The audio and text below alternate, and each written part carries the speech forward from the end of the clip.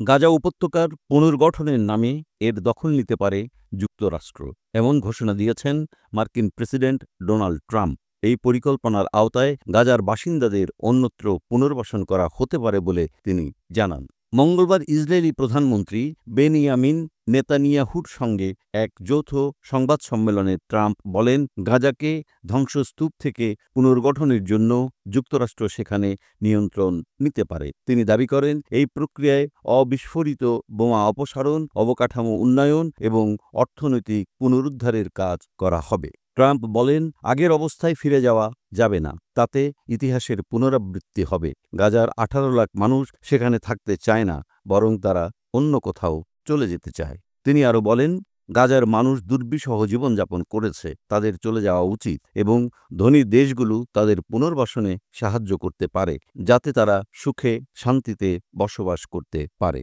সংবাদ সম্মেলনে এক সাংবাদিক ট্রাম্পকে প্রশ্ন করেন, আপনি কি একটি সার্বভৌম ভূখণ্ড দখলের কথা বলছেন?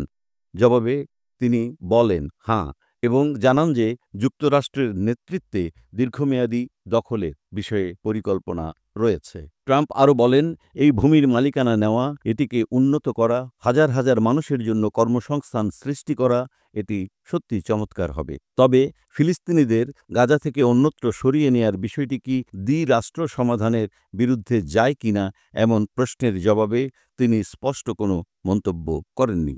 সংবাদ সম্মেলনের এক পর্যায়ে ট্রাম্পকে জিজ্ঞাসা করা হয়, গাজা থেকে সরিয়ে নেওয়া ফিলিস্তিনিরা ভবিষ্যতে সেখানে ফিরতে পারবে কিনা। তিনি উত্তর দেন, সেখানে মানুষ থাকবে, বিশ্বের মানুষ।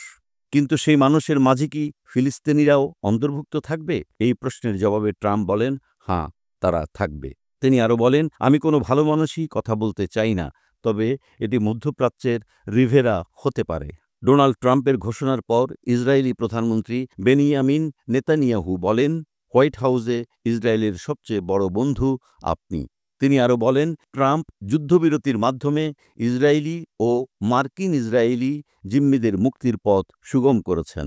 এছাড়া ট্রাম্প ক্ষমতায় ফেরার পর বাইডেন প্রশাসনের আটকে রাখা অস্ত্র সরবরাহ পুনরায় চালু হয়েছে। নেতানিয়াহু বলেন, আপনি এমন কিছু দেখেন যা অন্যরা দেখতে চায় না। এই ধরনের চিন্তাধারাই মধ্যপ্রাচ্যের রূপ বদলে দেবে। ডোনাল্ড ট্রাম্পের এই পরিকল্পনার বিষয়ে প্রতিক্রিয়া জানিয়েছেন জাতিসংঘে নিযুক্ত ফিলিস্তিনের রাষ্ট্রদূত রিয়াদ মানসুর। তিনি বলেন, যারা গাজার মানুষকে অন্যত্র পাঠাতে চায় তাদের উচিত তাদের ইসরায়েলের ভেতরে তাদের আদি বাড়িতে ফেরত পাঠানো।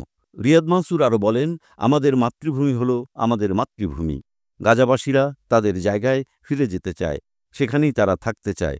বিশ্ব নেতাদের উচিত ফিলিস্তিনিদের ইচ্ছাকে সম্মান করা। উল্লেখ্য, ট্রাম্প চান গাজার বাসিন্দাদের মিশর ও জর্ডানে পুনর্বাসন করা হোক। তবে এই পরিকল্পনা কতটা বাস্তবায়নযোগ্য এবং তা কিভাবে আন্তর্জাতিক কূটনৈতিক পরিমণ্ডলে প্রভাব ফেলবে তা এখনও স্পষ্ট নয়।